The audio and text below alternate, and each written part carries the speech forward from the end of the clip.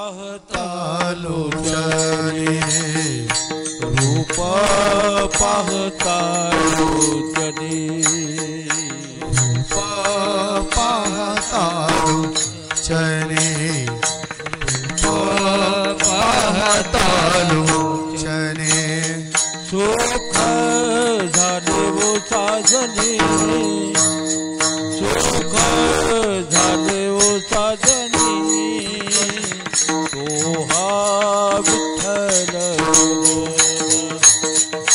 तो हा विठ्ठल बरवा सुख झाले हो साजन सुख झाले हो साजन सुख झाले हो साजन तो हा विठ्ठल बरवा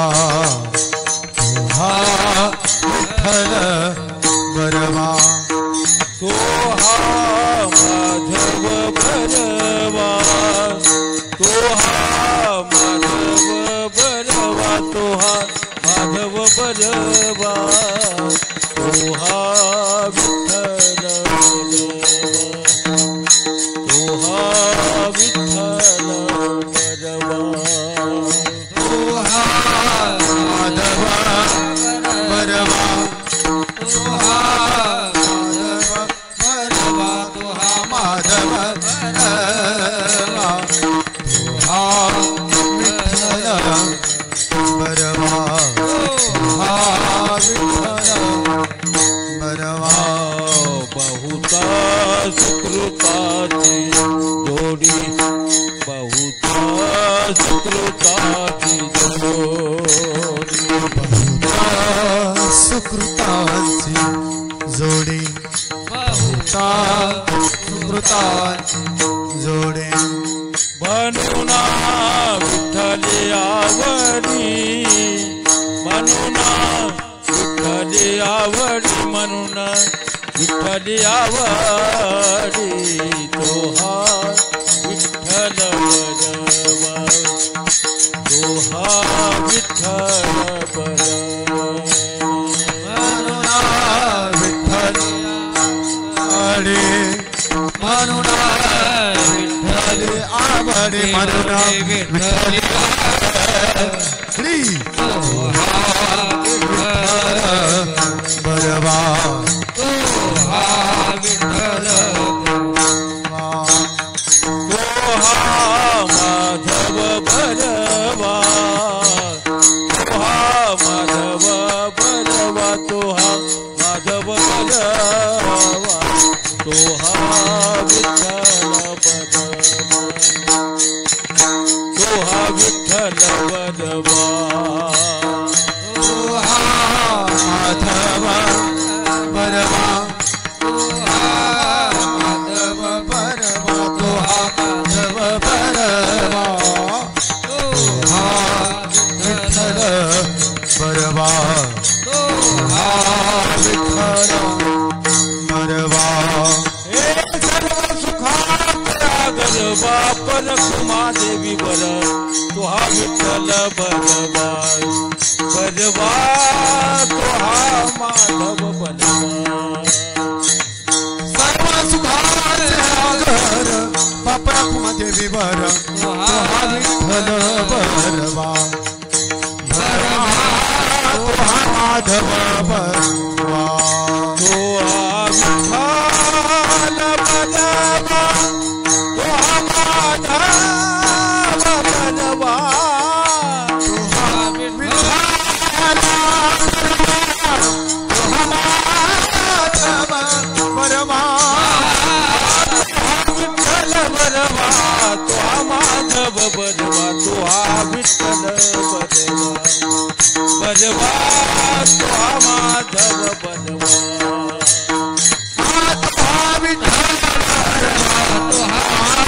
बरवा तो हा विठ्ठल बरवा बरवा तो हा माधव बरवा जय राम कृष्ण हरि जय राम कृष्ण हरि जय राम जय राम कृष्ण हरि जय राम कृष्ण हरि जय राम कृष्ण हरि राम कृष्ण हरे जय जय राम, जय राम कृष्ण हरे जय जय राम, राम कृष्ण हरे जय जय राम, जय जय राम।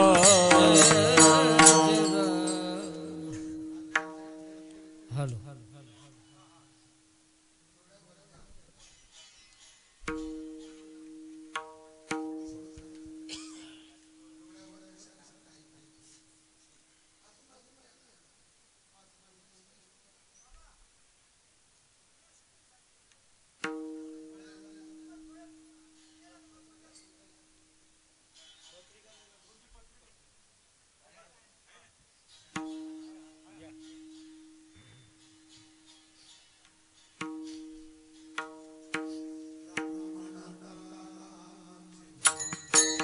राम म्हणता रामाची होई जय,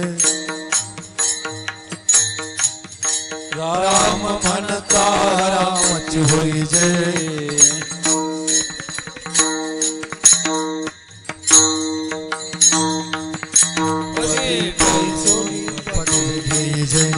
पदी बाई सोनी पदवी घेई जय, पदी बाई सोनी पदवी घेई जय, पदी सोनी पदवी घेई जय, रसाजिया चवी, राम रसाचिया चवी,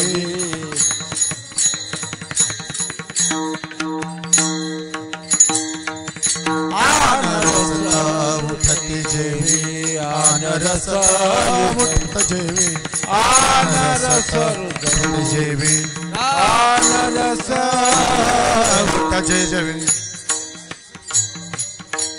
ऐसे सुख वचन आहे, ऐसे सुख वचन आहे,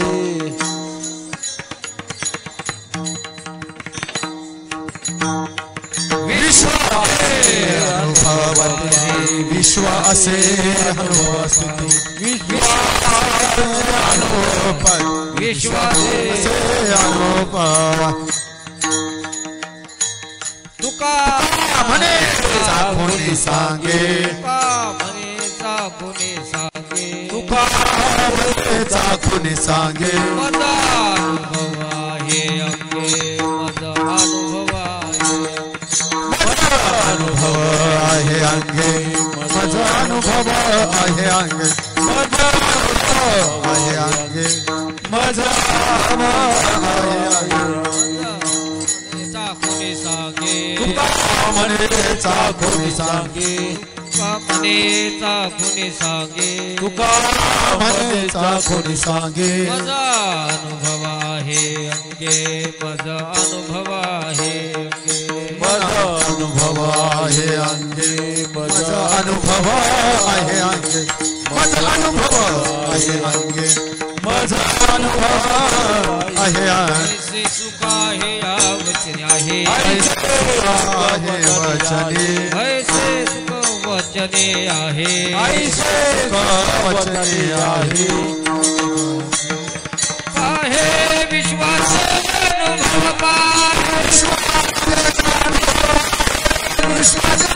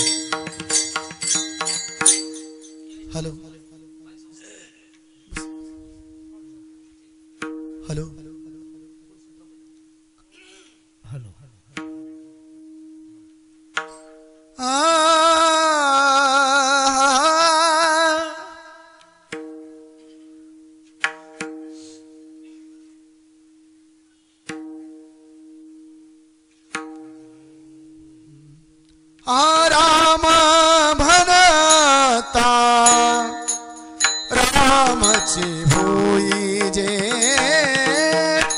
राम भनता रामची होई जे राम म्हणता रामची होई जे राम म्हणता रामची होई जे राम भनता रामची होई जे राम भनता रामची होई जे राम म्हणता रामची होई जे राम म्हणता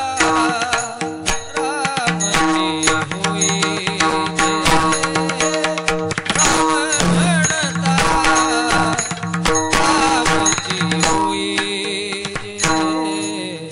पदी बै सोनी पदी बै सोनी पदारी घ्यायचे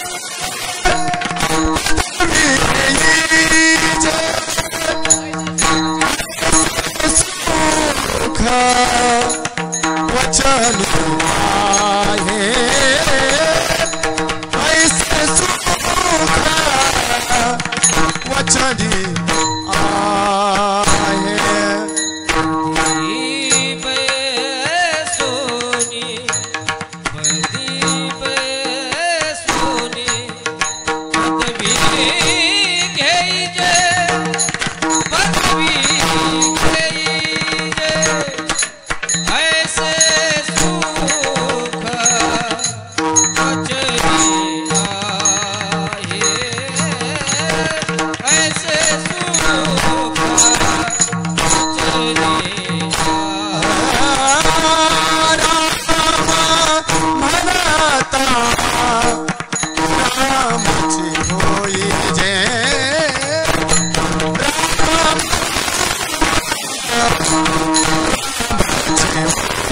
जे राम म्हणता होई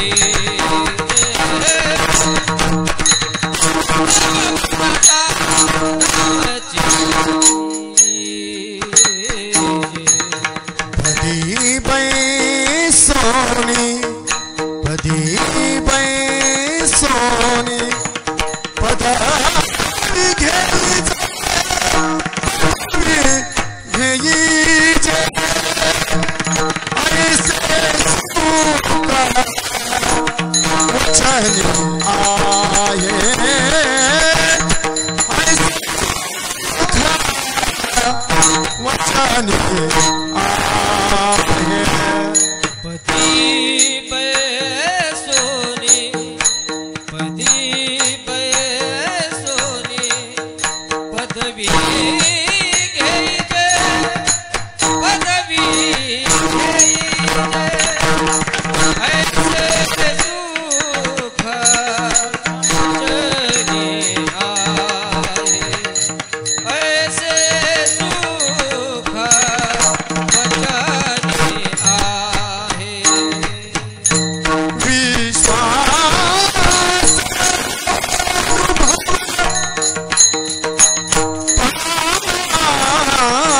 आहे विश्वास अनुभव पाहे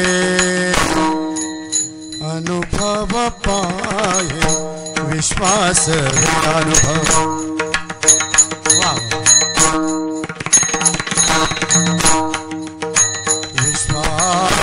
विश्वास अनुभव अनुभव पाहे अनुभव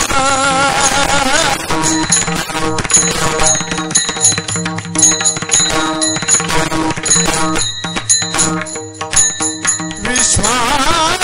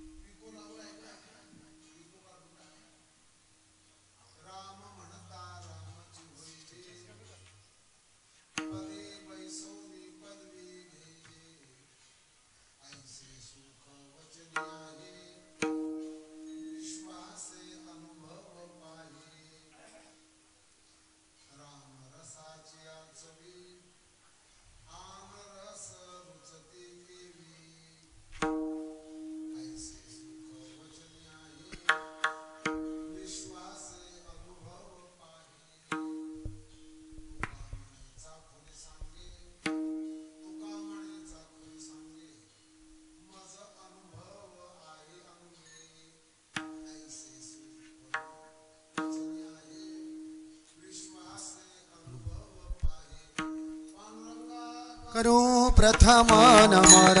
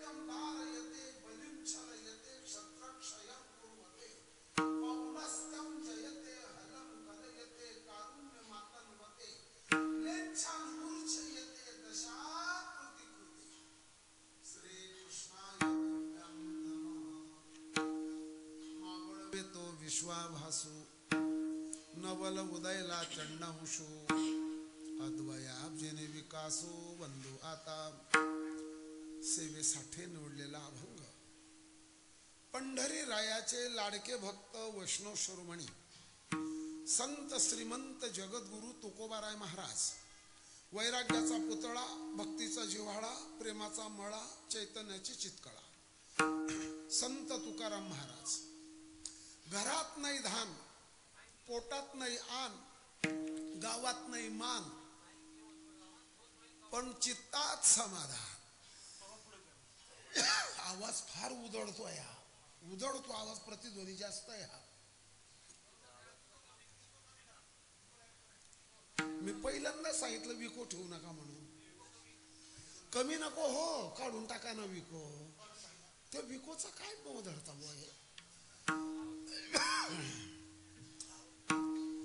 विश्वाचे गुरु जगाचे गुरु आशिया खंडाचे गुरु भारताचे गुरु महाराष्ट्राचे गुरु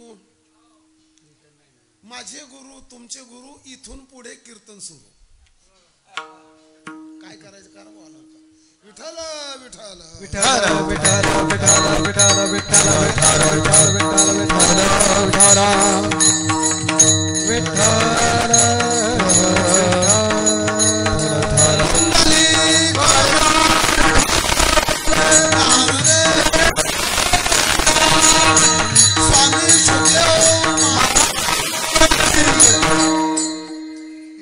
आज आपला हा 3 दिवसाचा सनैमित्तिक कार्यक्रम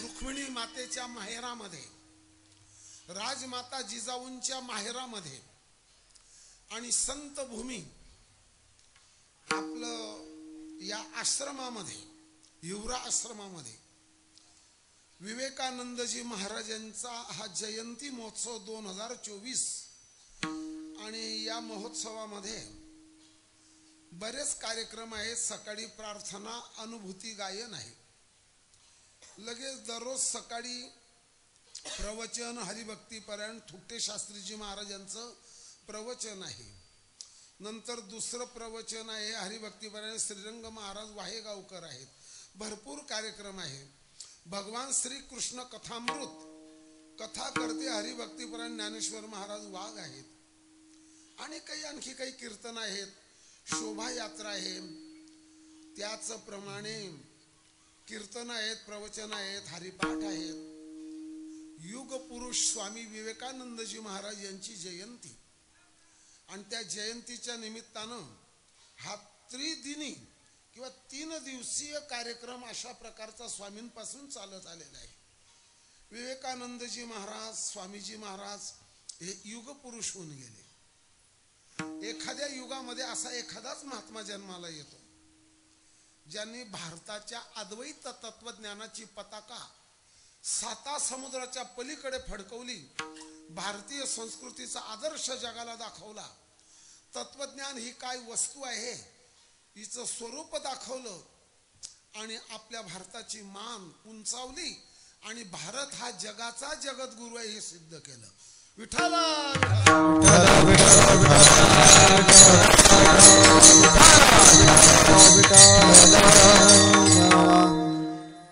परमपूज्य आदरणीय शुकदेवजी महाराज यांची जन्मभूमी यांची कर्मभूमी आणि ही विद्याभूमी उपासनेची भूमी त्यांच्या पदस्पर्शाने पुनीत पावन झालेला हा एक मातीचा कण या ठिकाणी आहे बरेच आश्रम आहेत पण त्या ठिकाणी बहुतेक आश्रमांमध्ये वारकरी संप्रदायाचा लवलेश नसतो पण या ठिकाणी वारकरी संप्रदायाची उपासना आहे हरिपाठ आहे काकडा आहे कीर्तन आहे प्रवचन आहे संत लीलामृत आहे असा एखादाच कार्यक्रम पाहायला मिळतो अन्नदान ज्ञानदान त्याचप्रमाणे वस्त्रदान वगैरे विद्यादान असं रेलचेल या ठिकाणी दानाची आणि या भूमीमध्ये आहे माझ्यासारख्या छोट्याशा माणसाने काय बोलावं पण तुम्ही एवढे भाग्यवान आहेत ऐकणारे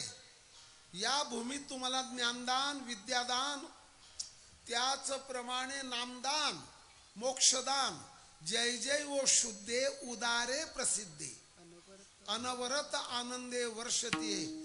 असं मला तरी वाटतं भारतामध्ये 29 राज्यात 5,60,000 गावात 656 जिल्ह्यात 14 भाषिकात आणि पूर्ण भारतभर असं स्थान सापडणार नाही. या ठिकाणी आल्यानंतर ज्ञान घ्यावं, विद्या घ्यावी, नियमात वागावं आणि घरी जावं. संत महात्मे जे प्रगट होतात, गेले दिगंबर ईश्वर विभूती,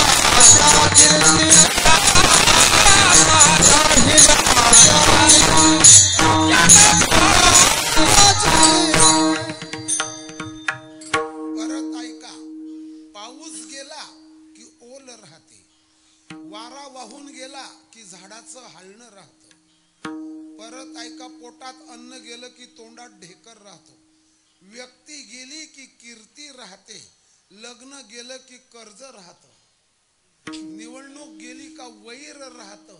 बरोबर आहे ना सगळं. निवडणूक गेल्यावर काय राहतं? शिमगा गेल्यावर काव्य राहतं आणि महात्मे गेल्यावर त्यांची कीर्ती राहते.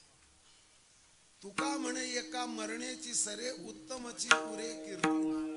तुका म्हणे ज्यावे सत्कीर्तीने बरवे. या कीर्ती करता जगत राहावं.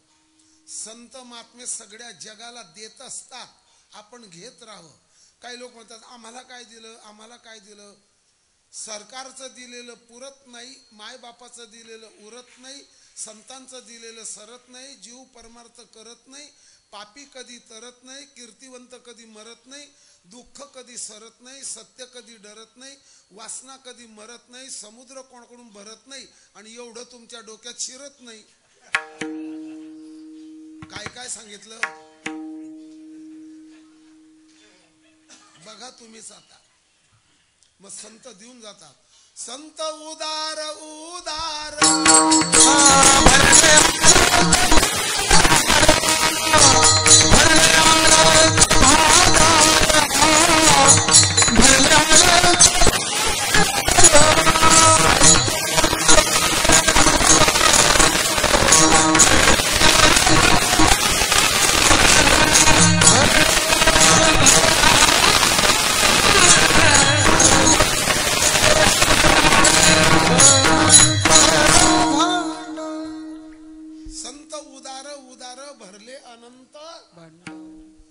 सांगून जातो.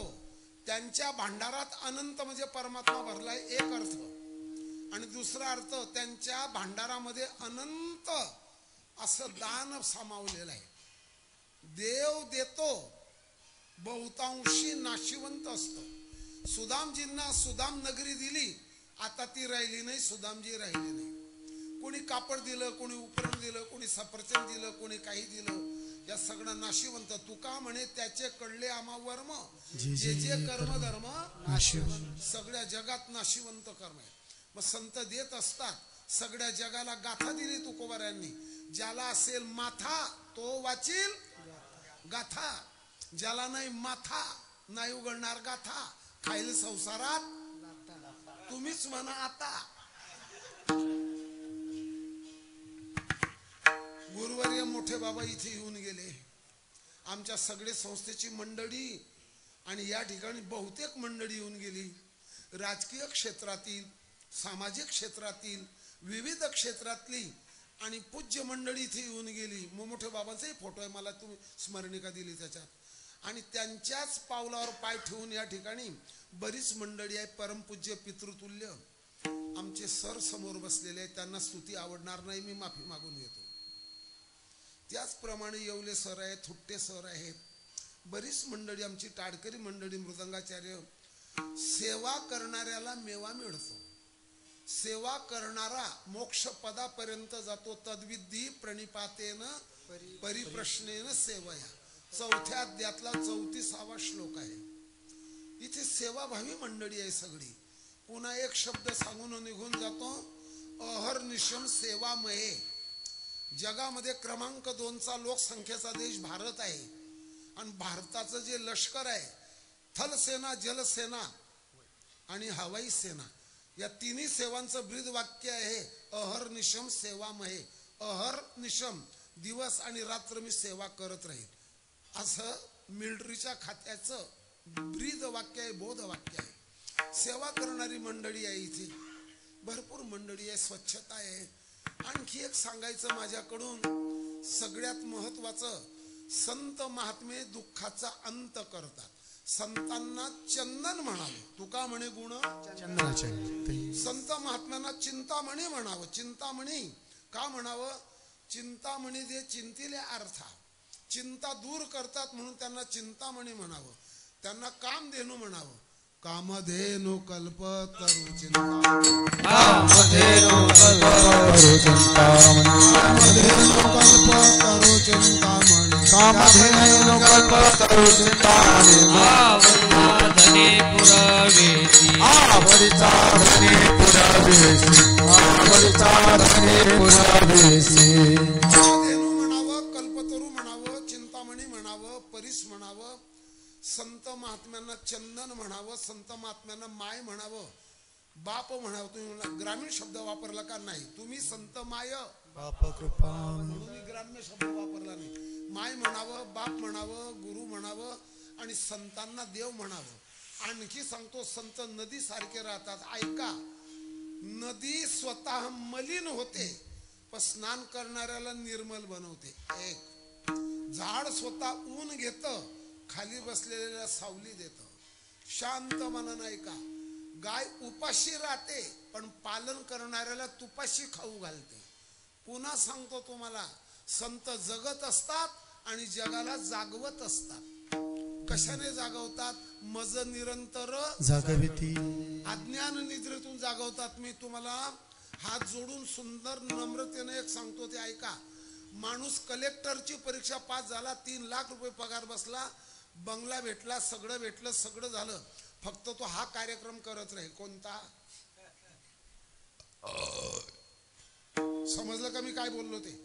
माझी मुलं बाळ, घरदार, शेतीबाडी हे सांभाळत राहील. संत महात्मे विश्वा करता राहतात आणि संपूर्ण पृथ्वी त्यांचं कुटुंब आहे. वसुधैव कुटुंबकम. संपूर्ण पृथ्वी त्यांचं कुटुंब आहे. 700 कोटी म्हणजे 7 अब्ज लोक या पृथ्वीवर राहतात. हा आकडा निश्चित नाही पण 7 अब्ज सांगितलं तुम्हाला मी. परत एक ऐका, संत घडवतात, संत मडवतात, संत बडवतात. काय काय बुवाजी?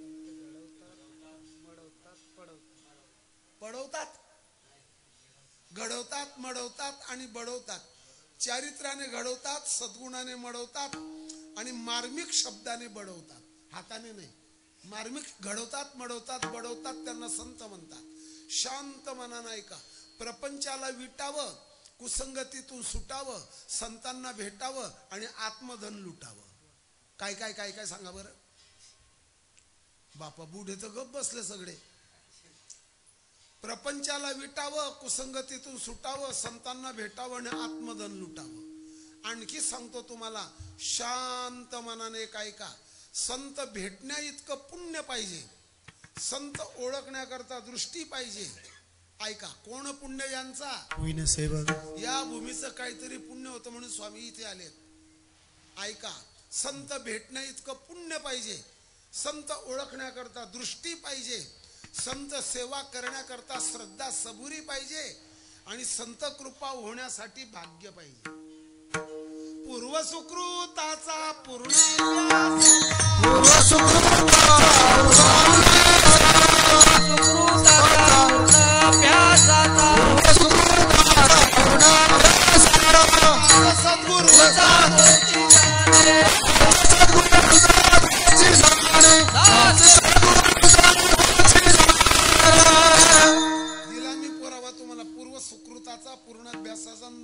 वास सद्गुरूचा, या 3 गोष्टी एकत्र आल्या पाहिजे. भारतातली आताची दिल्ली 5000 वर्षापूर्वीचं हस्तिनापूर हे नगर होतं. यमुना नदीच्या काठावर हस्ती नावाच्या राजाने ते नगर वसवलं. हस्तीने नगर वसवलं. संस्कृत भाषेत नगरला पूर म्हणतात. हस्ती नावाच्या राजाने पूर वसवलं, ते हस्तिनापूर झालं. त्या राजवाड्यामध्ये एक संत महात्मे होते, पण ते दुर्योधनाला ओळखीला आले नाही. विदुरजी. डोंगरे महाराज गुजराती ब्राह्मण होते. ते सांगायचे आपल्या भागवतात, ऐका, 12 वर्ष नामचिंतन केलं विदुरजींनी. 12 वर्ष मौन धरलं. 12 वर्ष तीर्थयात्रा केल्या आणि 12 वर्ष श्रीकृष्ण नामाचा जय घोष केला. त्यांच्या पत्नीचं नाव आहे बहुला. विदुरजी हे संत होते, पण दुर्योधनाला कळाले नाही. त्याने राजकारणीच माणसं सगळे जवळ केले. पांडवांचा मामा शल्य दुर्योधनाकडे, आजोबा भीष्माचार्य दुर्योधनाकडे, कुलगुरु कृपाचार्य दुर्योधनाकडे, द्रोणाचार्य त्यांच्याचकडे, कर्ण लढवय्यावीर त्याच्याचकडे. फक्त काय नव्हतं, श्रीकृष्ण भगवान नव्हता. विदुर काकांना ओळखलंच नाही त्याने. माझे वडिलाचे काका आहेत, दासीपुत्र एवढंच ओळखलं. म्हणून सांगतो, राजकीय दृष्टीने संत ओळखता येत नाही. चर्मदृष्टीला संत कळत नाही.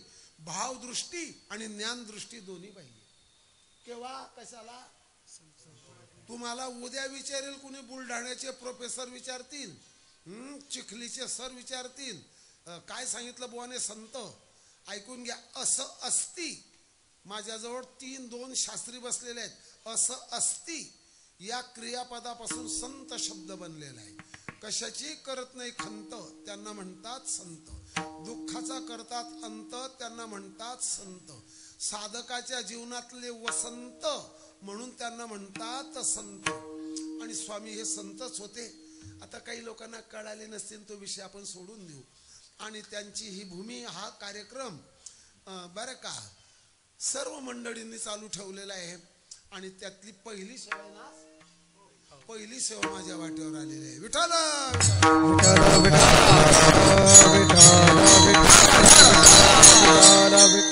थोडं अभंगारही बोललं पाहिजे. चला आपण आता फिरायला जाऊ.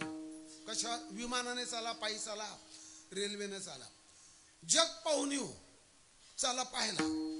जगामध्ये जर पाहिलं तर भारत विशेष आहे. भारतात पाहिलं तर महाराष्ट्र विशेष आहे. महाराष्ट्रात जर पाहिलं तर वारकरी संप्रदाय विशेष आहे. आणि वारकरी संप्रदायात जर पाहिलं तर 4 गोष्टी विशेष आहेत. संत, ग्रंथ, पंथ आणि भगवंत. किती झाल्यात? 4. संत, ग्रंथ, पंथ, भगवंत. काय करतात संत? संत लिहितात ग्रंथ. काय करतो ग्रंथ? ग्रंथ दाखवतो पंथ. 11वा श्रीपती येणे, 11वा श्रीपती येणे पंथ, 11वा श्रीपती येणे पंथ. संताचे संगती मनोमार्ग गती, संताचे संगती मनोमार्ग गती, संताचे संगती मनोमार्ग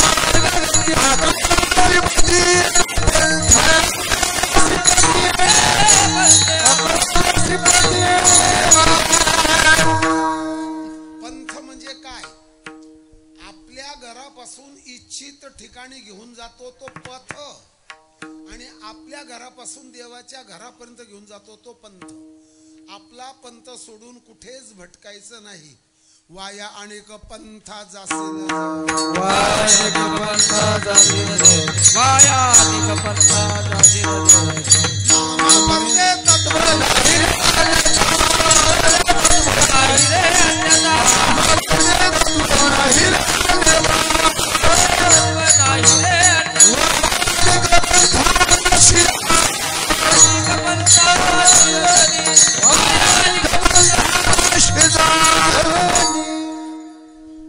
महाराष्ट्रामध्ये 52 संतांची यादी आहे. निळोबारायांपर्यंत 52. पूर्ण भारतभर 656 जिल्ह्यात 5,60,000 गावात 29 राज्यामध्ये 252 संतांची यादी आहे. तो ग्रंथ माझ्याजवळ अजूनही आहे, पण त्याची भाषा मला कळत नाही. लिपी कळते, भाषा कळत नाही. 252 वैष्णव वाकी वार्ता, 252 संतांची यादी. तो मारवाडी आणि मिश्र हिंदी भाषेत तो ग्रंथ आहे. पण मला ती भाषा कळत नाही. 252 संतांचं चरित्र संकलित केलेलं आहे. आणि परत एक ऐका, संतांनी अद्वैत तत्वज्ञान जगाला दिलं. त्यातल्या त्यात एक ऐकून घ्या. तुकोबारायांच्या आवडत्या 5 गोष्टी गाथ्यातल्या ऐका, मोजा आणि ध्यानात ठेवून घरी घेऊन जा. 5 गोष्टी.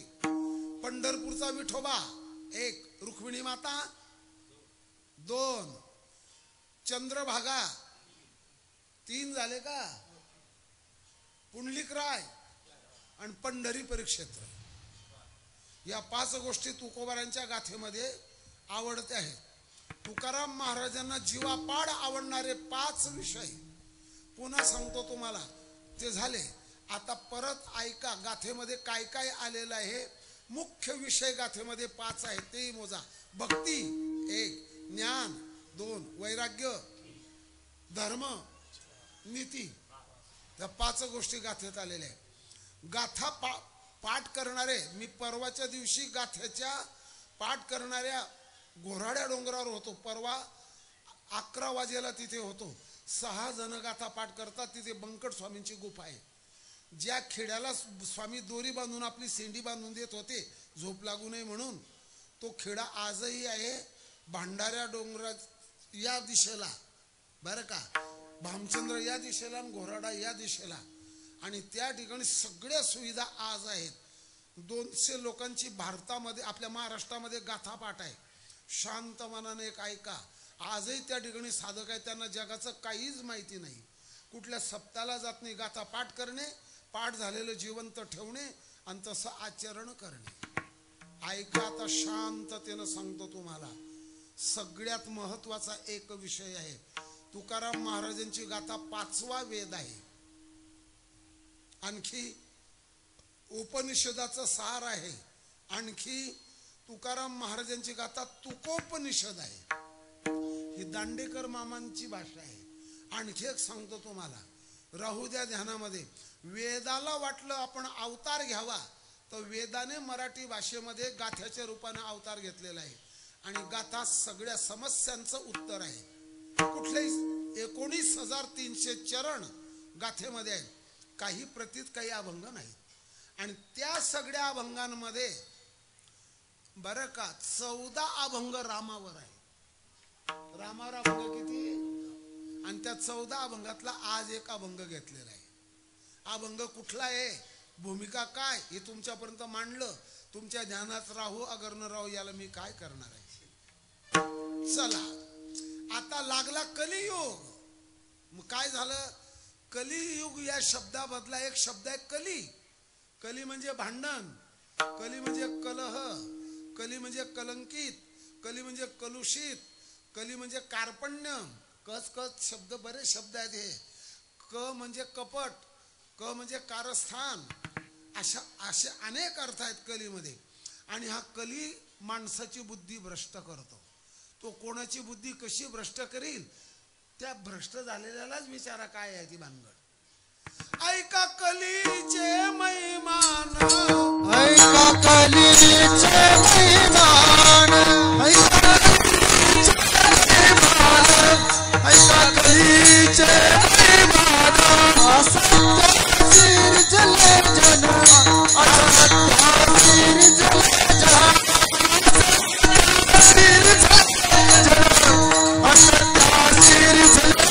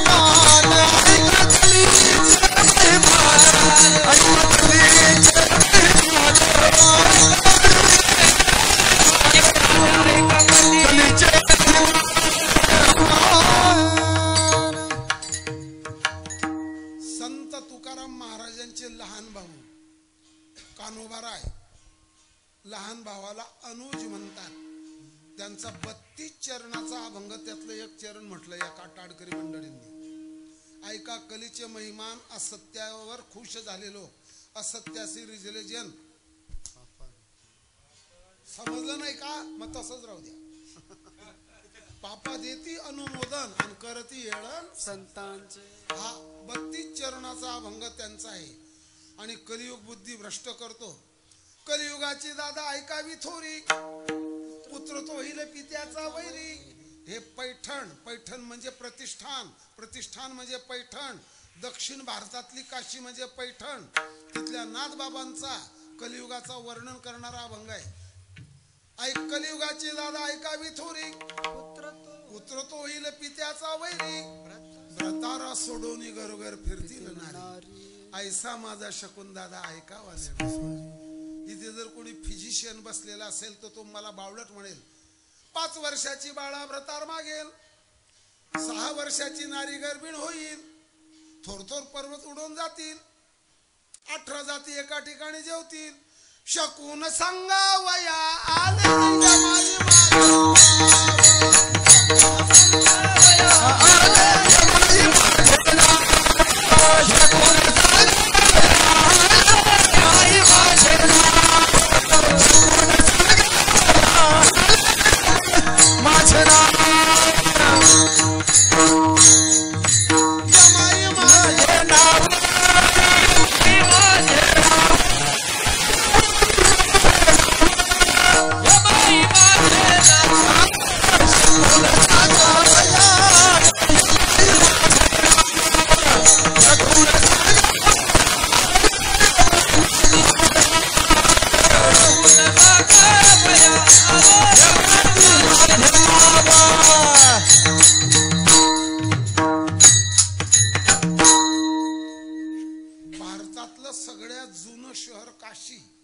त्याचं नाव बनारस, त्याचं नाव आनंदवन, त्याचं नाव महानगरी, त्याचं नाव वाराणसी.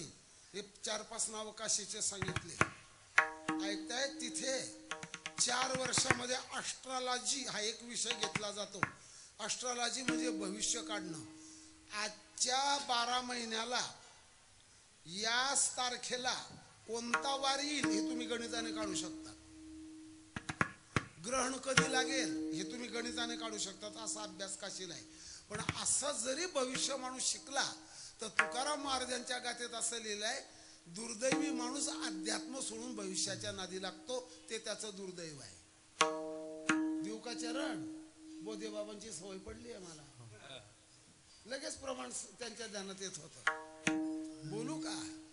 भूत भविष्य कळो यावे वर्तमान, हे तो भाग्यहीन त्याची जोडी. दुर्दैवी माणसाला भविष्य करतो, जगाचं भविष्य सांगतो आणि स्वतःचा वर्तमान काल याच्यात खर्च करतो. ध्यानात आली का भाषा तुमच्या? आता मी तेव्हा घरी राहत होतो, आता सुटलं घर, ओट्यावर बसलेलो होतो आणि शर्ट नव्हता, उपरण टाकलेलं होतं, तुळशी वृंदावनाला पाठ टेकून बसलो होतो. तिकडनं कोणीतरी एक ज्योतिषी आला. लग्न जुळवणार, कुंडली बघणार, वधूवराचा योग सांगणार, शेतीमालाचे भाव सांगणार, पर्जन्यमान सांगणार, घरातलं पिशाचे काढणार, सगळं आमचं भलं करणार. आणि तू उन्हात फिरणार. वा रे वा. तो माझ्या दिशेने आला ज्योतिषी. त्याने शेंडीन गंध पाहिला. त्याला वाटलं हा ब्राह्मण असेल. मी काही ब्राह्मण नाही, पण त्याला वाटलं इथे काही भेटणार नाही, ही सगळी जमीन दुष्काळी आहे. निघून गेला. पुढे एका माणसाने त्याला बोलवलं, हात दाखवला, हातपाय धुणे, काश ठेवला त्याच्यावर, हस्तरेषा पाहायला लागला. काय विचारायचं? त्या माणसाने सांगलं, घरमालकाने, माझ्या घरी महिन्यात किंवा 1.5 महिन्यात मुलबाळ होण्याचा योग आहे, मुलगा होईन का मुलगी? त्या ज्योतिषाने गणित करायला सुरुवात केलं. तुम्हाला मुलगाच होईल. को म्हणे महाराज? 5 मिनिटात गणित केलं, फिक्स आहे, मुलगाच होईल. तो घरमालक म्हणे, बाबा मुलगा नाही झाला, मुलगी तर नक्कीच होईल. आता पण संतांचं ज्योतिष बदलत नाही. या अभंगांमध्ये ज्योतिषी सांगलंय सगळं. होरा ऐकाजी, होरा ऐकाजी,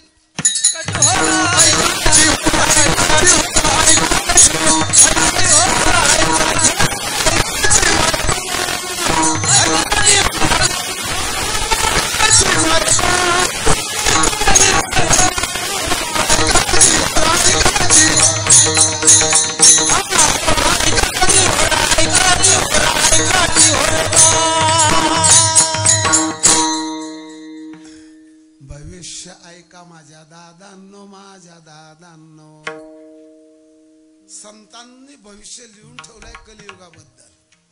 पुत्र तो येईल पित्याचा वैरी, बहीण भावा दोघा जणा विवाहावं लागेल. 5 वर्षाची बाळा भ्रतार मागेल. आता हे ऐकल्याबरोबर अंगाला काटा येतो. मग असा कलियुग जर बेफाम झालेला आहे, कलियुग आवरला जात नाही. ज्या घोड्याला लगाम नाही तो आवरला जात नाही. ज्या बैलाला व्यसन किंवा नात नाही तो आवरला जात नाही. ब्रेक फेल झालेली गाडी आवरली जात नाही. परंतु हे आवरलं जाईल, पण कली आवरला जात नाही आणि आम्हाला देवाच्या घराकडे जाऊ देत नाही. मग आता काय करावं या कलियुगात? या कलियुगाचा प्रभाव 4 ठिकाणी पडतो. मोजा. स स स स. काय महाराज? शेतातलं सस नाही. स म्हणजे स्त्री, स म्हणजे सोनं, स म्हणजे सत्ता आणि स म्हणजे सिंहासन. सिंहासन हा शब्द जरी तुम्हाला जुना वाटला, आता त्याच्या जागी खुर्ची धरून घ्या. 4 गोष्टीच्या ठिकाणी कलियुगाचा प्रभाव पडतो. माणसाची बुद्धी भ्रष्ट करतो. करोडो रुपये ज्याच्याकडे पडलेले आहे तो सुद्धा त्याच्या बुद्धीने भ्रष्ट होऊन जातो. दररोज तुम्ही पेपर, टीव्ही, मोबाईल मध्ये पाहताय. मग या कलियुगाच्या तडाख्यातून सुटण्याकरता काय करावं? कलियुगा माझी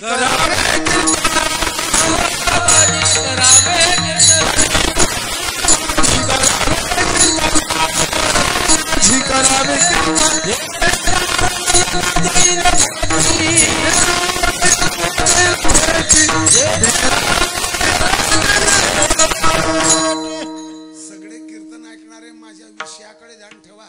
मी माझ्या अभंगाकडे कसा चाललोय. पहिली प्रस्तावना झाली स्वामींची. दुसऱ्यांदा कलियुगाचा महिमा सांगितला, कलीचा प्रभाव सांगितला 3ऱ्या टप्प्यात. आणि या कलीच्या तडाख्यातून सुटण्याकरता टाडकऱ्यांनी सांगितलं कलियुगा माझी करावे कीर्तन. आम्हाला कीर्तन येत नाही, सगळ्यांना कीर्तन येतं. पटका बांधणं, कंबर बांधणं हे कीर्तन सांगत नाही. नाम संकीर्तन, गुण संकीर्तन, लीला संकीर्तन, चरित्र संकीर्तन. बोला शास्त्री महाराज, अभंग आम्हाला पाहिजे. श्लोक सततम कीर्तयंतः. 9व्या अध्यायातला 14वा श्लोक आहे. कृष्ण विष्णू हरी गोविंद या नामाचे निखल प्रबंध. त्याच्यात दुसरी बेसर काही नाही. याच्यामध्ये नामचिंतन हे कीर्तन आहे. अनन्याश चिंतयंतः 9व्या अध्यायातला 22वा श्लोक आहे. वा वा वा. 8व्या अध्यायातला परत एक श्लोक सांगतो बरं का. 14वा अनन्य चेता सततम योमा स्मरती नित्यशः. गीते ज्ञान मुख्य आहे, पण नामचिंतनाचा उल्लेख आलेला आहे. कलियुगा माझी करावे कीर्तन. ऐका आता पुन्हा सांगतो. श्रीमद भागवत महापुराणातले 2 खंड, 335 अध्याय. मग 335 अध्याय. दररोज जर एक अध्याय घेतला, 11 महिने 11 दिवस भागवत चालतं. शेवटच्या दिवशी शेवटच्या स्कंदात शेवटच्या अध्यायातला शेवटचा श्लोक ऐका भागवतातला. शेवटचा दिवस, शेवटचा अध्याय, शेवटचा स्कंद आणि शेवटचा श्लोक ऐका. नाम संकीर्तनम यस्य सर्व पाप प्रणाशनम प्रणामो दुःख शमनस तम नमामि हरिम परम. हा भागवतातला सगळ्यात शेवटचा श्लोक आहे. पुष्पवृष्टी करतात, गुलालवृष्टी करतात. हा श्लोक 3 वेळा म्हणतात. भगवंताच्या नाम चिंतनाने कली काही करू शकत नाही. कस काय ऐका.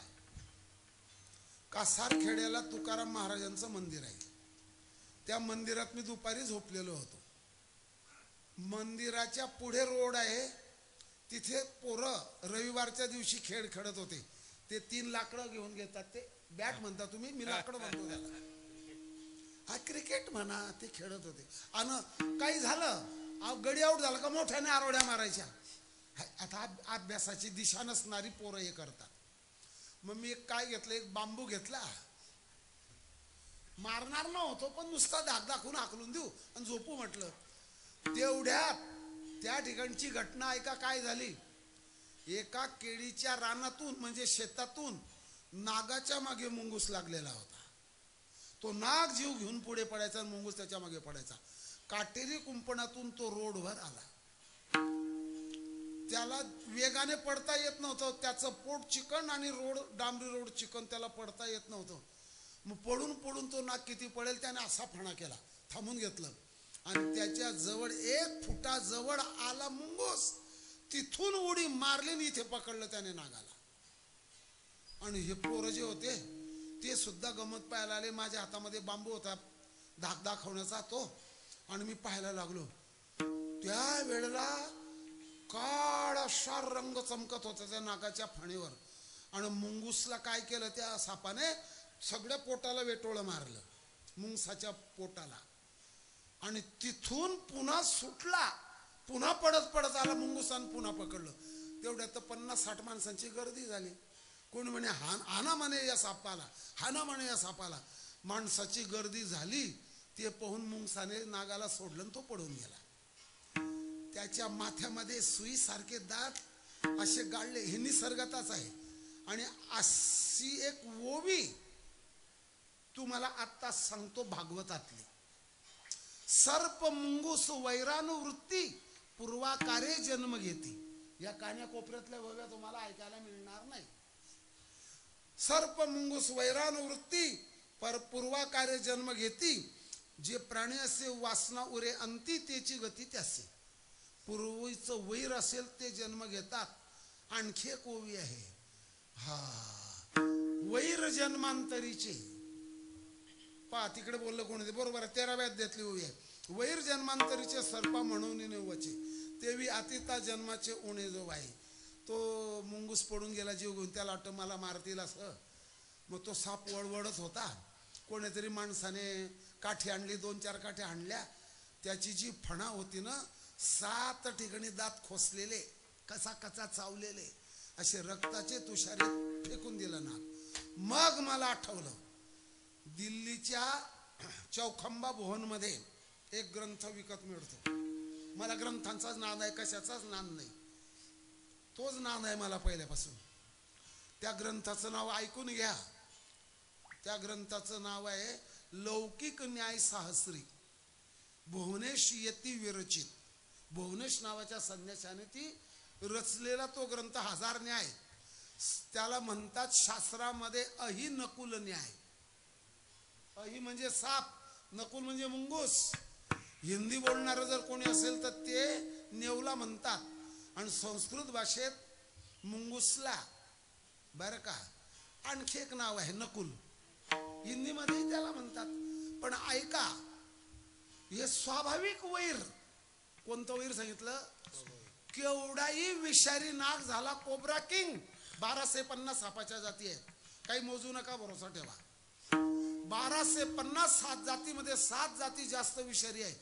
दंश झाल्यापासून 7व्या मिनिटात माणूस संपवतो, हृदयक्रिया बंद पडते. पण शेवटीचा ऐका काय सांगतो ते. शेवटचा विषय आपला असा आहे, केवढाही विषारी साप झाला तो मुंगसावर हल्ला करत नाही, तसा कली केवढाही प्रभावी झाला तो नामधारकावर हल्ला करत नाही. विठ्ठल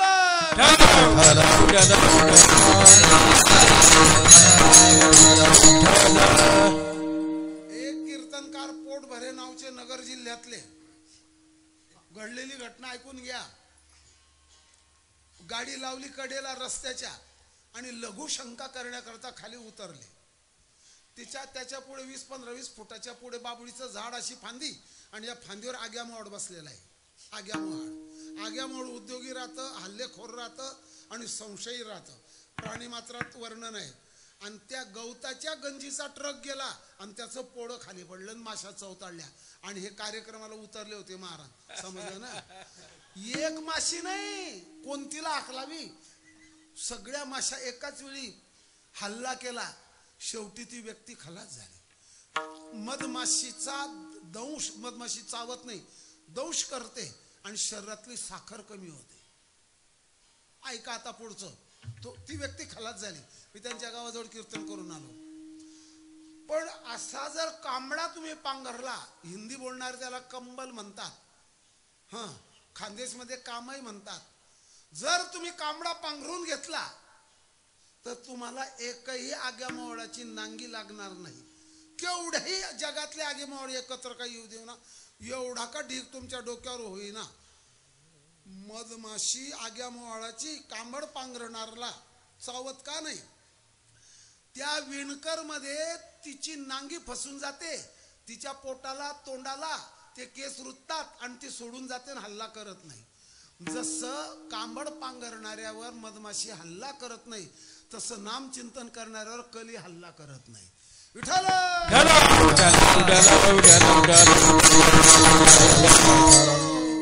ऐका, पुढचं सांगायचं राहिलंच आहे. पाण्यामध्ये मासोडीला सर्दी होत नाही आणि झाली तुम्हाला कसं काय समजेल. पाण्यामध्ये मासोडीला सर्दी होत नाही. वानर झाडावरून पडत नाही, कधीच पडत नाही. त्याला जी फांदी धरायची आहे एका हातात फांदी धरतं आणि फांदी सुटत नाही, शेपटीने बॅलन्स सांभाळतं. ते वानर झाडावरून पडत नाही, कांबड पांघरणाऱ्याला मधमाशी चावत नाही, विषारी नाग मुंगूसवर हल्ला करत नाही, पाण्यामध्ये सर्दी मासोडीला होत नाही आणि नामधारकाला कलियुग काही करू शकत नाही.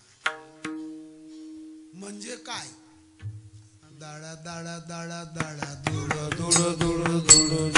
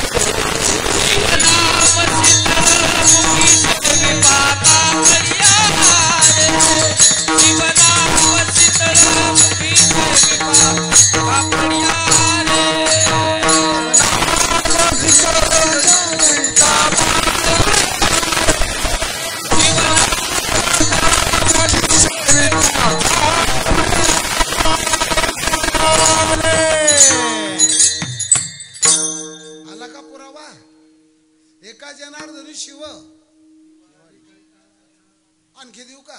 नित्य सत्यमित हरिपाठ जास्ती आणखी देऊ का? जास्त काही वाढत नाही, खरकट पडतं, जाऊ द्या. मग आता अशा प्रकारे नामचिंतनाचा एवढा जर प्रभाव आहे, परत ऐका, जो भोपळ्याची सांगड ज्याने कमरेला बांधलेली आहे तो कोणत्याही पुरात पडो का समुद्रात पडो, कुठूनही पडो, तो पाण्यात बुडत नाही. कमरेला सांगड बांधली जाते भोपळ्याची, काहीच होत नाही. तुम्ही विमानातून मुंगी खाली टाका, मुंगी इमारतीवरून मुंगी खाली टाका, मुंगीचा पाय मोडत नाही, हात मोडत नाही, काही होत नाही, तोंड पिरगडलं जात नाही. हवेतून मुंगी स्थिर जमिनीवर उतरते, तिला काहीच होत नाही. तसं या कलियुगात नामचिंतन करणाऱ्याला काहीच होत नाही. हा नामचिंतनाचा प्रभाव पहिल्या चरणात. राम मनता रामची जे, राम मनता रामची जे,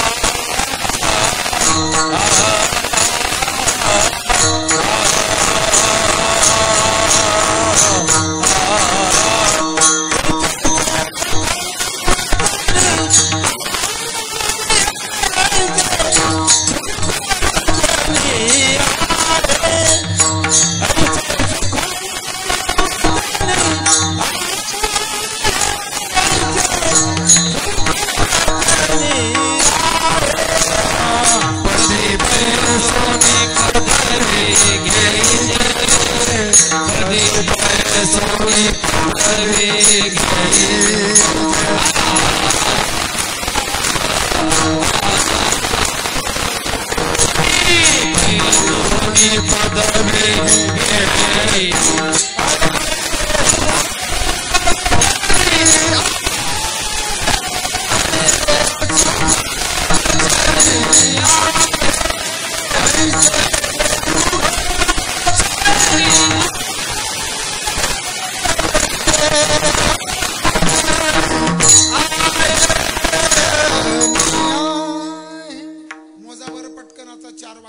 सप्रेम भेट देतो सर्वांना. नामचिंतन कसं आहे एका वाक्यात सांगतो. उत्कट, चोखट, फुक्कट. काय काय काय काय उत्कट, चोखट, फुक्कट आणि देवाच्या निकट आणि सांगणारा पोपट. म्हणे सोपे आहे नाम संकीर्तन साधन सोपे. बस इथे थांबून घ्यायचं आपल्याला. आता राम म्हणणारा राम होतो, पण ऐका आता व्यवस्थित.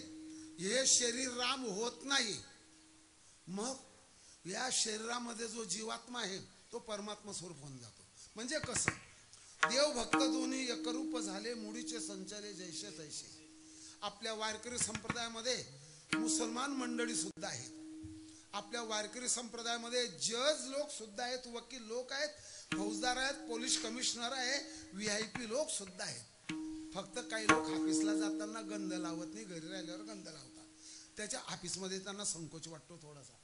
सर्व प्रकारच्या लोकांचा उद्धार या कलियुगामध्ये. कलियुगामध्ये करावे कीर्तन म्हणजे नाम संकीर्तन. आणि याचा काही लोक म्हणजे येतं आम्हाला माहिती आहे. तुला माहित आहे तुझ्या उशाला भाकर ठेवल्याने तुझं पोट भरेल का? नाही, ती खाल्ली पाहिजे. मग तसं देवाचं नाम चिंतन गायलं पाहिजे. मोजा 4 वाक्य पटकन मोजा आता. सर्वात मोठा कोणाचा कान? 1. सर्वात उंच कोणाची मान? किती झाले? 2. बर बर बर बर सांगतो, तेही सांगतो तुम्हाला. सर्वात कोणत्या झाडाचं मोठं पान? 3. आणि सर्वात श्रेष्ठ कोणाचं नाम? किती झाले? सप्त्याच्या पहिल्या दिवशी नाम चिंतनाचा अभंग घेऊन नाम महिमा गातात. सर्वात मोठा हत्तीचा कान, सर्वात उंच जिरापाची, सर्वात मोठं केळीचं आणि सर्वात श्रेष्ठ श्रीहरीचं नाम. गगनाहुनी वाढ नाम, गगनाहुनी वाढ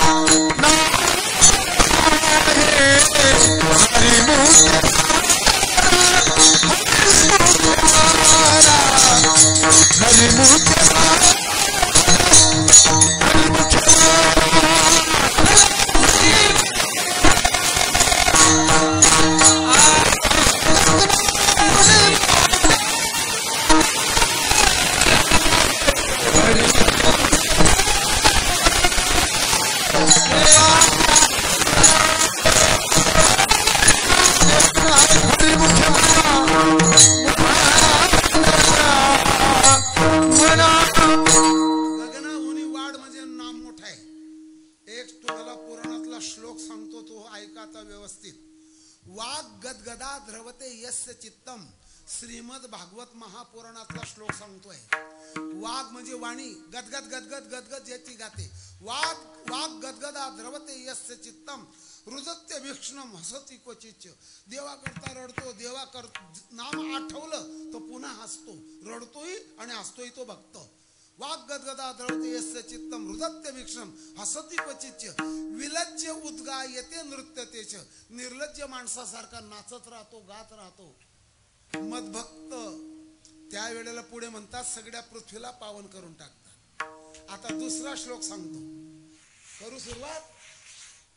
शृण्वन् सुभद्राणि रथांग पाणेर जन्मानि कर्माणि च यानि लोके गीतानि नामानि तदर्थकानि गायन विलज्जो विचरेद संगः.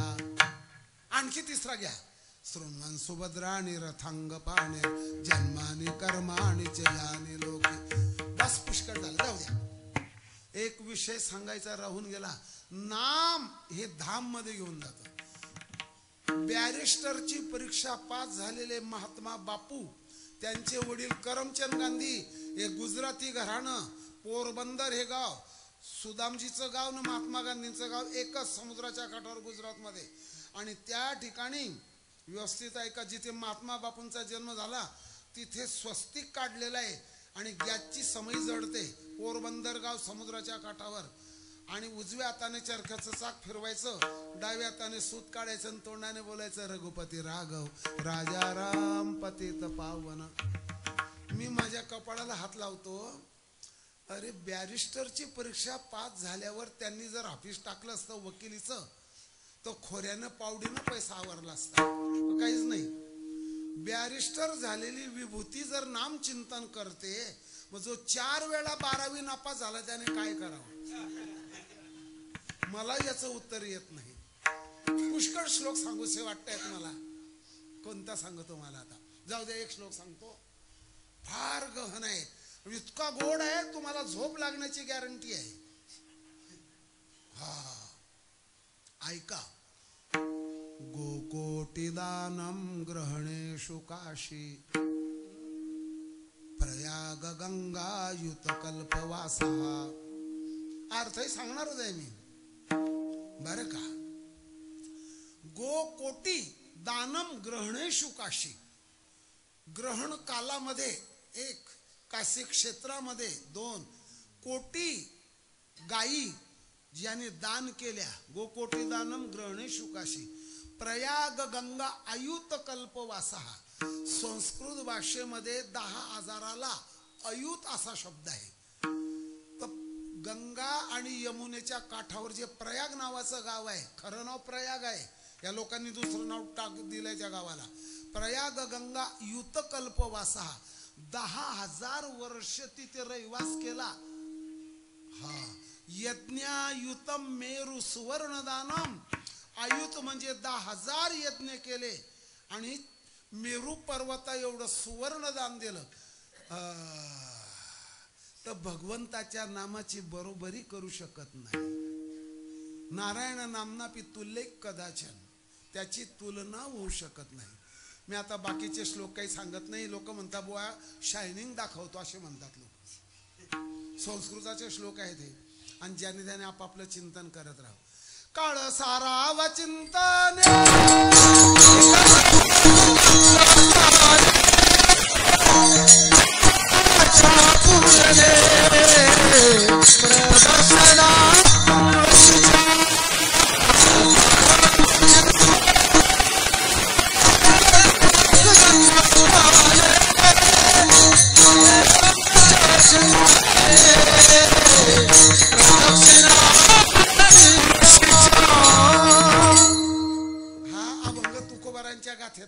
आता म्हटला हा आपापली साधना करत राहावं.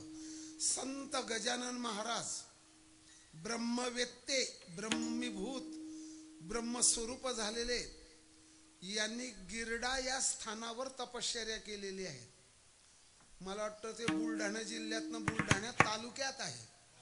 मी 2 वेळा त्या स्थानाला जाऊन आलो. इकडे मोठी कराड, इकडे मोठी कराड. कुणीकडूनही आले तुम्हाला खाली उतरावं लागेल. दिवसा 12ला थंडगार वातावरण राहतं. आणि ज्या जागेवर त्यांनी साधना केलेली आहे गजानन बाबांनी, तिथे आजही मंदिर आहे. कोणी राहत नाही तिथे. आता सुरक्षा रक्षक वगैरे संस्थांतर्फे त्या ठिकाणी वानर राहतात. मात्र अशी निवांत जागा आहे. शांत, निवांत, निभ्रांत, मुखात वेदांत आणि हृदयात भगवंत. तुमची साधना तुम्ही करा. मी तुम्हाला सांगतो, सासरा जवायला देऊ शकत नाही, समाज कल्याण खातं जनतेला देऊ शकत नाही, आम्ही कीर्तनकार तुम्हाला काही देऊ शकत नाही. दानशूर माणूस जे दान देईल ते जन्मभर पुरत नाही. कोणाचा कपडा, कोणाचं उपरणं कोणाला जन्मभर पुरत नाही. पण नामचिंतन साधना जे तुम्हाला दिली जाईल, या त्रैलोक्यात तुमचा कीर्ती सुगंध दरवळत राहील आणि सुखे येतो घरा. बस देव आणि भक्त एकरूप झाले. बाबा हे तुमचं कीर्तन बंद करा.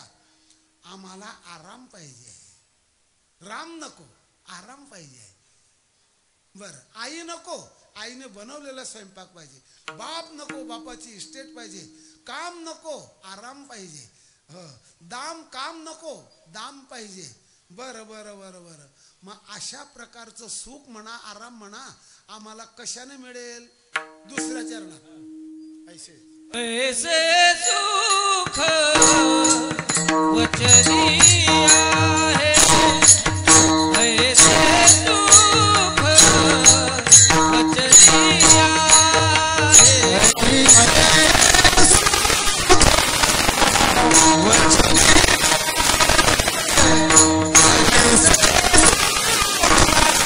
वचनी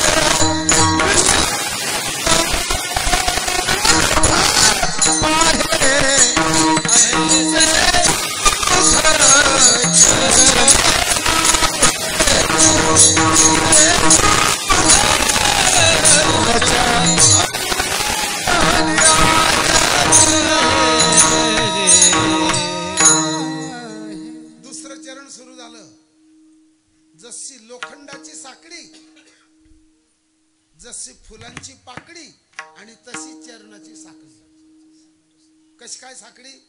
आम्हाला सुख पाहिजे असं सुख या वचनात आहे. वकिलाच्या वचनाने आरोपी सुटत असतो. श्रीमंत उदार माणसाच्या वचनाने गरिबाला मजुरी नोकरी मिळत असते.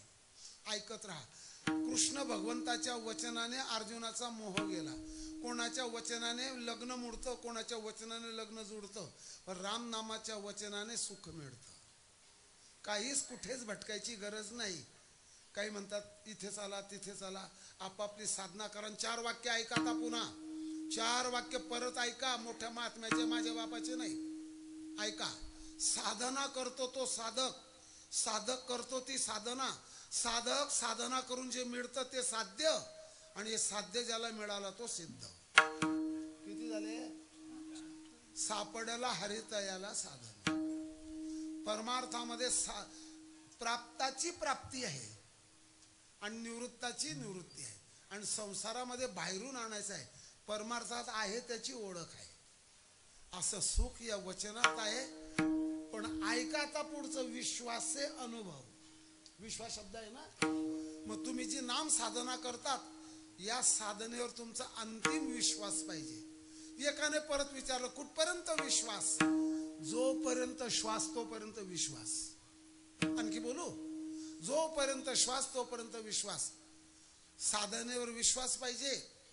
आणि परत सांगतो तुम्हाला, साधना करत असताना त्या साधनेत सातत्य पाहिजे. तारुण्यामध्ये पहिलवानाने व्यायाम केला, कुस्त्या केल्या, आणि तारुण्य संपल्यावर जर व्यायाम सोडून दिला त्याचं शरीर जड पडतं. कीर्तनकाराने जर अभ्यास असून कीर्तन सोडून दिले, या काय म्हणतात 1.5-2 वर्षात आजार गेला ना तो आपल्याकडे. कोणता? कोरोना. कोरोनामध्ये मी हा श्लोक विसरून गेलो होतो. कीर्तनच नाही, 1.5-2 वर्ष श्लोक विसरून गेलो. पण ते नंतर जिवंत झाले, भाग वेगळा. परत सांगू का तुम्हाला? रेतचा घोडा त्याला जर बांधून ठेवलं तर त्याची धावण्याची गती कमी होऊन जाते. परत सांगू, मग नामचिंतन जर सोडून दिलं तर आपल्या डोक्यामध्ये पीराचा उरूज भरतो, दुसऱ्याच गोष्टी शिरतात. मग साधनेत सातत्य, साधनेत विश्वास, 2 गोष्टी सांगितल्या तुम्हाला. त्याला चरण दिलं. संताची पायी हा माझा विश्वास. जोपर्यंत श्वास तोपर्यंत विश्वास. मुकस काय करावं? ऐक आता. मग दुसरी साधना करायची का नाही? योग याग विधी येणे नव्हे सिद्धी. जपतप कर्म क्रिया नेम धर्म. आणि जपतप कर्म हरिविण धर्म. मग ही साधना कशा करतायत? मी तुम्हाला सांगतो. मुंबईवरून एक माणूस निघाला विठोबाची पूजा करायला आषाढी एकादशीला. ते विमान 40 मिनिटात पोहोचलं. आम्ही 40 तासात जाऊ आणि नागपूरचे लोक 40 दिवसात जातात, पण एकाच विठोबाचं दर्शन सगळ्यांना आहे. 40 मिनिटात येणारा, 40 दिवसात येणारा, जळगाववरून 14 तास लागतात, 14 तासात जाणारा, एकच विठोबाचं दर्शन आहे.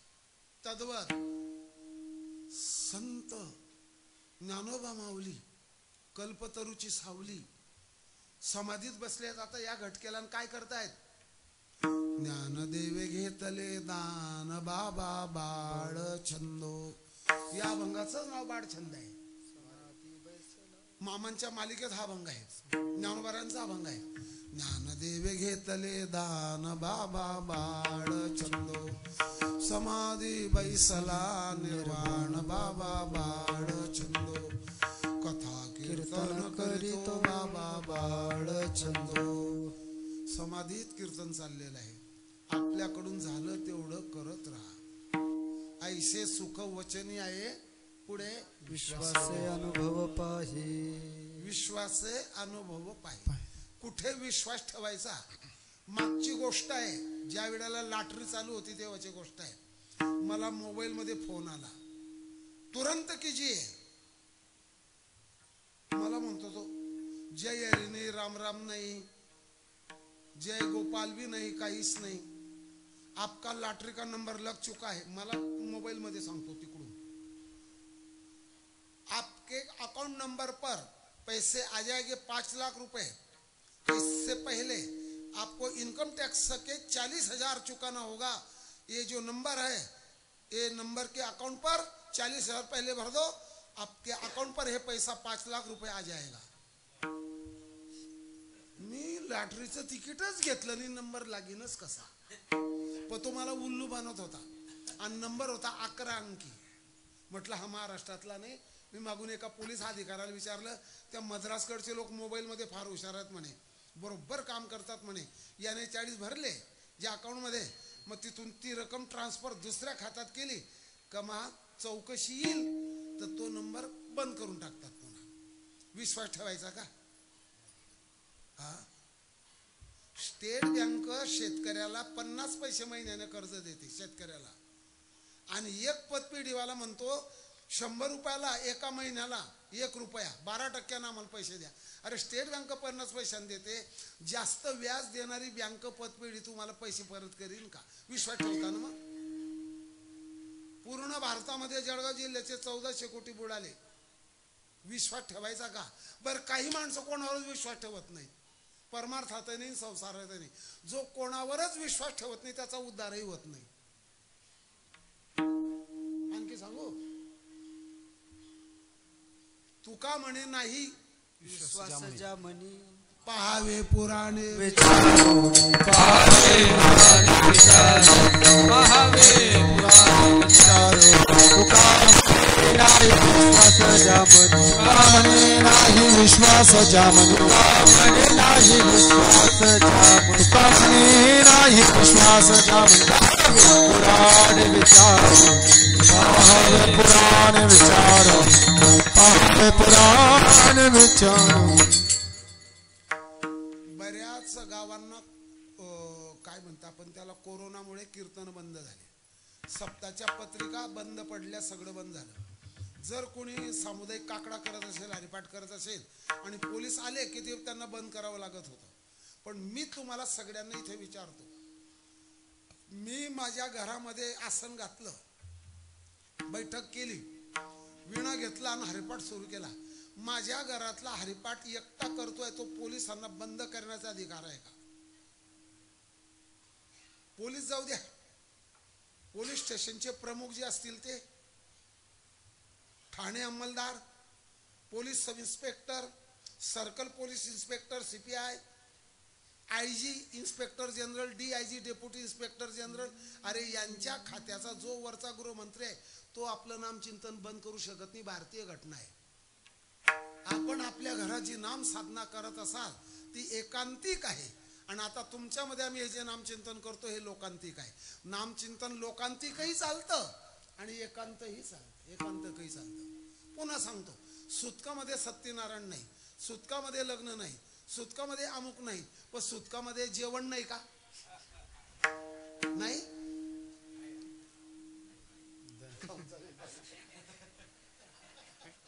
काळ वेळ नाम उच्चारता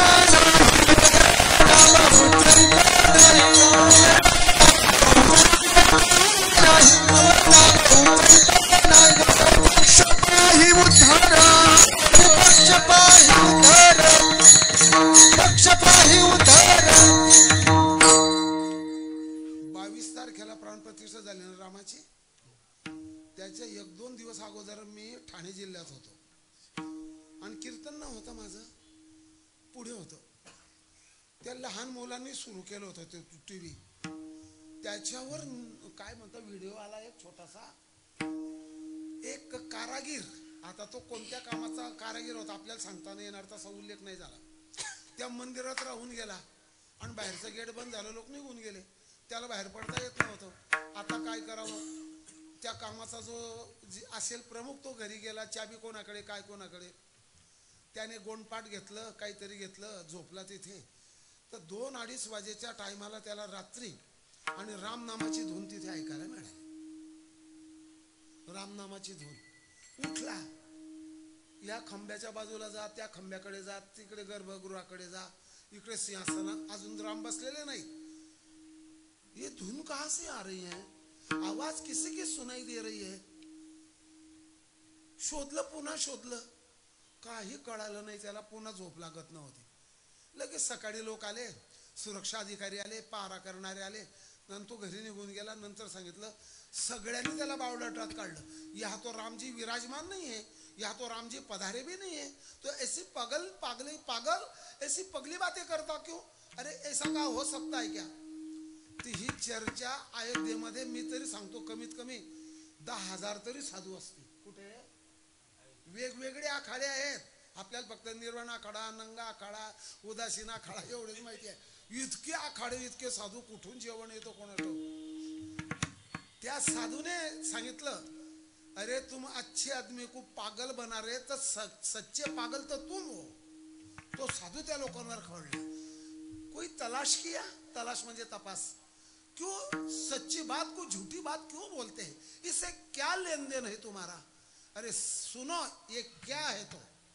आता त्या साधूचे संपूर्ण बर का ह्या पापड्यांचे केस सुद्धा अशा प्रकारचे पांढरे झालेले. म्हातारा जक्कड साधू. सप्त चिरंजीव आपने कभी सुना है? उसी में जो विभीषण जी है, जिसको राम जी ने अपने साथ में लिया था, अयोध्या का भेद पूछा था, वो विभीषण जी यही धरती पर अभी विराजमान है. तो अयोध्येचा साधू या लोकांना सांगतो. त्या साधू पर्यंत गेलं नाही. हे मग आपलं तर ठरलंय हिंदू लोकांचं, जे बुद्धीला पटलं नाही त्याला अंधश्रद्धा म्हणायची. आपली वतनदारीच आहे ती अंधश्रद्धा म्हणण्याची. तुम पागल बन गए. तो विभीषण जी कहीं कहा, कभी भी कहीं जाते हैं कि जहाँ राम जी का अस्तित्व है वही रुकते हैं. कभी कभी राम नाम की धुन सुनाते हैं. तो कहीं भी पर्वत पहाड़ी पर चले जाते हैं, क्योंकि वो चिरंजीव है. तर तिथे काल्पनिक चित्र दाखवलं. अस्थिपंजर झालेला देह आहे, त्याच्यावर त्वचा आहे, हातदाढी अजमत वाढलेले आहे. विभीषणचे एक प्रतिमात्मक चित्र दाखवलं. तर ते चिरंजीव आजही आहे. आणखी 2-3 चमत्कार झाले तिथे. एक दिवस गृध्र पक्षीच उडाले भरपूर तिथे. ज्याचा भरोसा असेल त्यानं भरोसा ठेवा. राम तुमच्यात आहे, राम माझ्यात आहे. शांत मनाने ऐकून घ्या. थोडंसं बोलून जातो. झाले राम राज्य, काय ऊने आम्हासे, धरणी धरे घरे पीक, गायवल्या म्हशी हो. राम वेळो वेळा आम्ही गाऊ, राम वेळो वेळा आम्ही गाऊ ओविये, आम्ही गाऊ.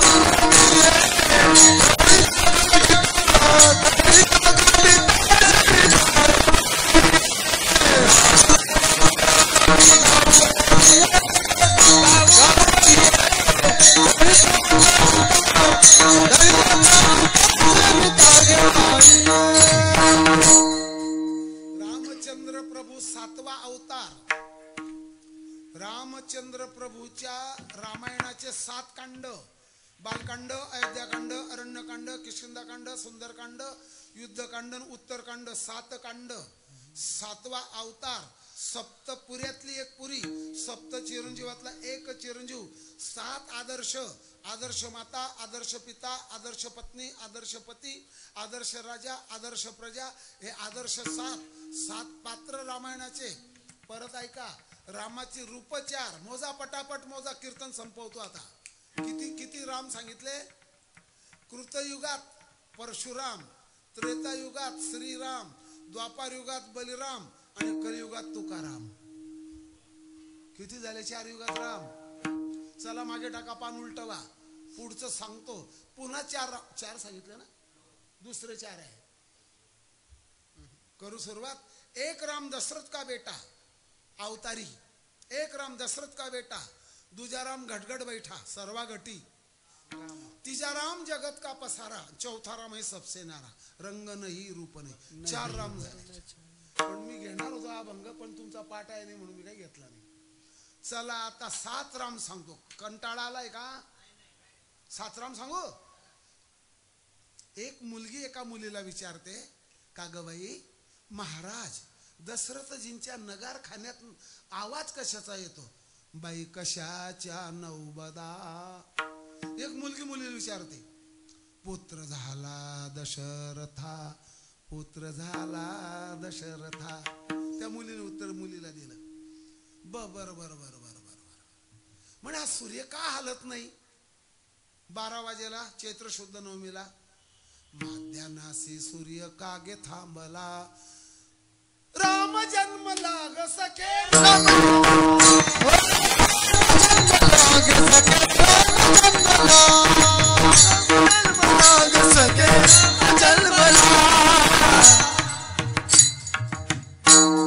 ज्याला पाळण्यामध्ये टाकलं हा पहिला राम आहे, लला राम. ज्याला हळद लागली, बाशिंग मुंडावडी बांधली, हा दुला राम. वनात चालला वनवासी राम, झाडावडांना ताडा माडांना विचारतो माझी सीता पाहिली का, हा वीरही राम. किती झाले राम? 4च झाले.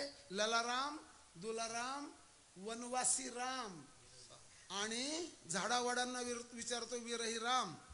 आणि रावणाबरोबर युद्ध करतो तो योद्धा राम. रावणाला मारलं, सीतेला सोडवलं, राजगादीवर बसला हा राजा राम, आणि आपल्या आत्म्यात येऊन बसला आत्माराम. राहील का पण ध्यानात? ललाराम, दुलाराम, वीरही राम, वनवासी राम, योद्धा राम, राजा राम, आत्माराम. आता 111 राम आहेत. काकडा इथेच करायचा का? मनसाराम, गंगाराम, तोताराम, बेणीराम, खटुराम, काडूराम, तापीराम, ज्योतिराम, बर का. आणखी आसाराम. ऐकून घ्या. एक डोंगरे महाराज होते ना, डोंगरे महाराज 111 राम सांगायचे. आता मी तेव्हा लहान होतो, फार जुनी गोष्ट आहे, 50 वर्षापूर्वीची. आसाराम का सांगलं? सगळ्या जगाला सुखाची आशा आहे आणि सुख हे रामाचं रूप आहे, म्हणून सगळ्या जगाला रामाची आशा असल्यामुळे त्याचं नाव आसाराम पडलं. सगळ्या जगाची आशा तोच आहे. जाऊ द्या, मी काही सांगत नाही, पण पुन्हा सांगून निघून जातो शांत मना. नाही का, राम हे राष्ट्रपुरुष आहेत. जसं विवेकानंद स्वामी युग पुरुष आहेत, तसं रामचंद्र राष्ट्रपुरुष आहेत. परत ऐका, राम सगळ्या जगाचा आराम आहे. रामचंद्र प्रभू आदर्शाची मूर्ती आहे. रामचंद्र प्रभूंच्या जीवनात एक पत्नी, एक वचन, एक बाण असे मानवी मूल्य आहेत. कोणते मूल्य? भावाभावात कधी भांडणं झाले नाहीत. तू माझा भाऊ, पण खिशाला हात नको लावू. आपण दोन्ही भाऊ भाऊ एका घरात राहू, एका ताटात जेवू, आणि मारामारी झाली तर कोर्टात जाऊ. सीता, उर्मिला, मांडव्या, श्रुतकीर्ती या 4 सुना दशरथ महाराजांच्या यांच्यात भांडणं झाली नाही. आता चालता चालता भांडणं होतात. तुझे नातलग आले तर पुरण, माझ्या नातलगांना वरण, हे भांडण्याचं कारण. असंख्य गोष्टी रामाच्या राज्यात आहे. आदर्श सेवक हनुमानजी आहे. आदर्श पिता राम राम राम राम. आदर्श नामधारक जटायू, जिल्हा नाशिक, तालुका इगतपुरी. गावाचं नाव सांगतो तुम्हाला परत, सर्व तीर्थ टाकेत. जिथे पंख छाटले जटायूच्या त्या गावाला मी कीर्तन केलंय. दिवसा 12ला थंडी वाजते जटायूच्या गावाला. असं सुंदर मूर्ती बनवली आहे जटायूची. आणि त्या ठिकाणी रामचंद्र प्रभूंनी सगळ्या जगातले तीर्थ बोलवले आणि तिथे जटायूला मुक्ती दिली. गीध रूप त्याची धरी हरिरूपा. गिधाडाचं रूप टाकलं आणि हरिरूप धरलं त्याने. आणि जा माझ्या पित्याला निरोप सांग, दशरथ महाराज स्वर्गाला गेलेले आहे. रामचंद्र प्रभू आदर्श मूर्ती, आदिवासी स्त्री, तिची उष्टी बोरं खाल्ली म्हणजे भेदभाव नाही. नाव चालवणारा नावाडी, त्याला आलिंगन दिलं, भेदभाव नाही. वनवासातून परत आल्यावर पहिली भेट सावत्राईची घेतली. सौतली मा हिंदीमध्ये सौतली मा, तिची भेट घेतली. आणि भरत सुद्धा रामायणच सांगत होता. भरताने जे रामायण सांगितलं ते भरत रामायण. शंकर भगवंताने पार्वतीला सांगितलं ते शिव रामायण. हनुमानजींनी नखाने कोरलं हनुमान रामायण. पक्षी क्रौंच त्याने सांगितलं ते क्रौंच रामायण. ऐका पुन्हा एक रामायण सांगतो तुम्हाला. मुसलमान कवी होऊन गेला चकबस्त. उर्दू भाषेत रामायण लिहिलं. बोडो रामायण, मल्याळी रामायण, तेरवे रामायण, तुलसी रामायण, हिंदी रामायण, मराठी भावार्थ रामायण, 111 रामायण आहे. त्याच्यातला एक राम आपल्यात राहू द्या आणि त्याच्या मुखाने चिंतन करा. विठोबा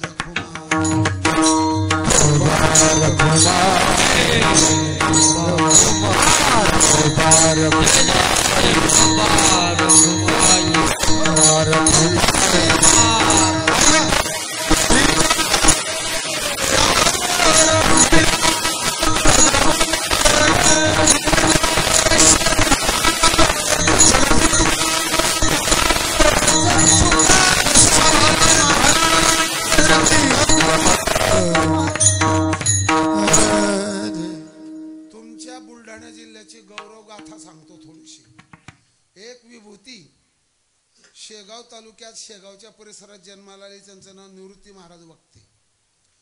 ज्या ज्या लोकांनी रामायणावर शंका घेतल्या, काही शिंतोडे उडवले, त्यांची उत्तरं दिलेली आहेत. 2 भागात 400 ते 500 शंकांची उत्तरं दिलेली आणि त्यांचं खंडन केलेलं आहे. थोड्या दिवसापूर्वी एक वादळ उठलं होतं महाराष्ट्रात. रामवनात काय खात होता. साधारण लोकांनी त्याला शिव्या घातल्या, नाही तसे शब्द वापरले.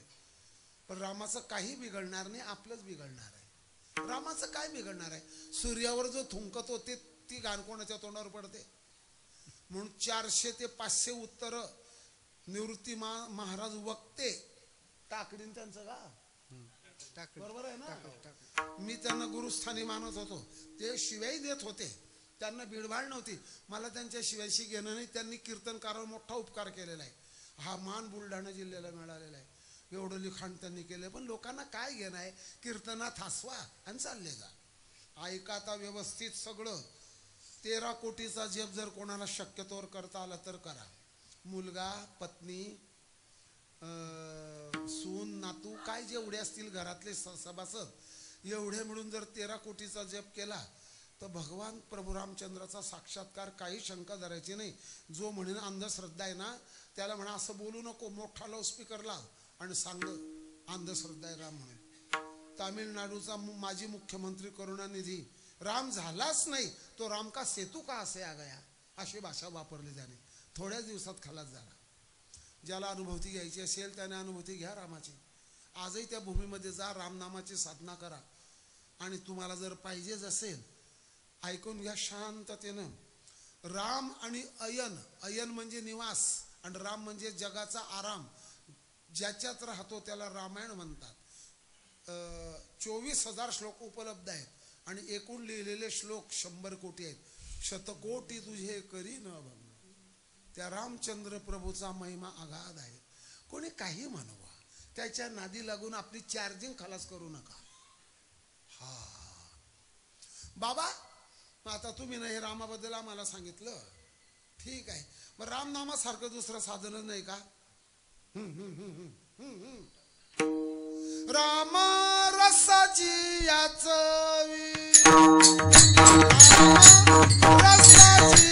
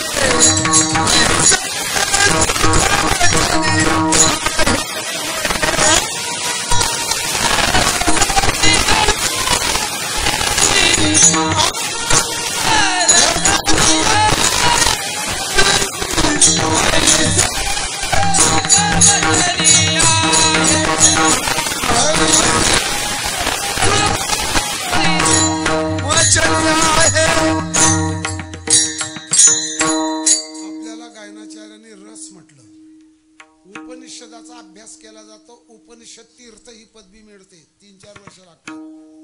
राम रस याचा अर्थ आमरस नाही. काय आमरस नाही, आल्याचा रस हा आयुर्वेदामध्ये त्रिदोष नाशक आहे. करेला का ज्यूस, करेला म्हणजे कारलं, साखर कमी करण्याकरता आहे. बरं बरं बरं बरं, असंख्य रस आहे. पण मोजा, 6 रस मोजा मोजा मोजा. गोड, आंबट, तिखट, तुरट, खारट आणि कडू किती झाले? हे शरीराकरता आहेत. 9 रस काव्यामध्ये आहेत. नवरसा बरवी, शृंगार, वीर, करुण, अद्भुत, हास्य, भयानक, विभत्स, रौद्र आणि शांत.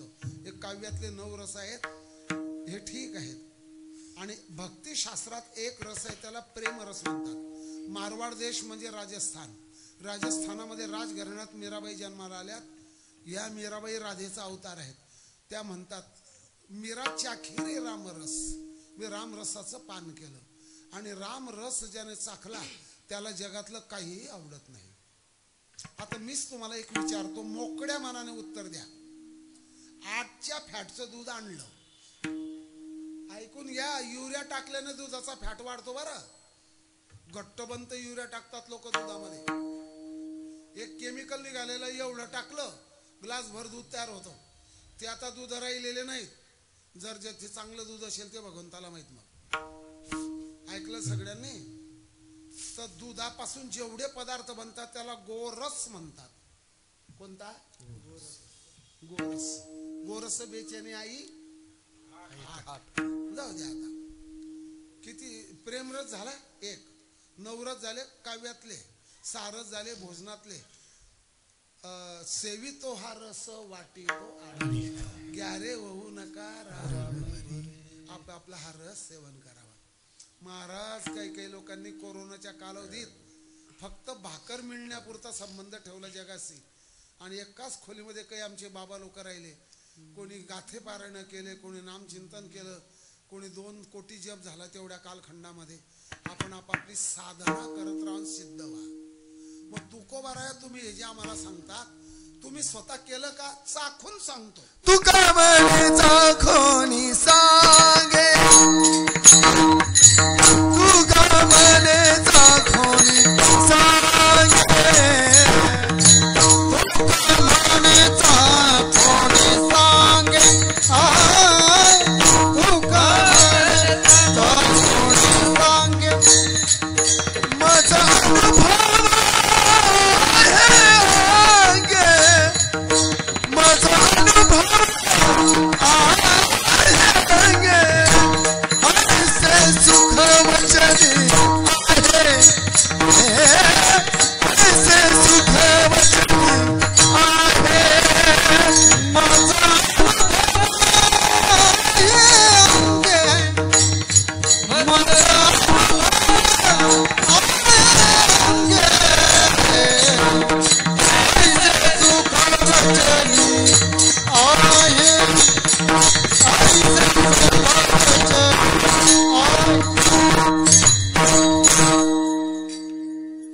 आपलं 4थं चरण आलेलं आहे. समारोपाकडे कीर्तन चाललेलं आहे. याच्यातला एक सुंदर भाग आहे, चाखून सांगलं.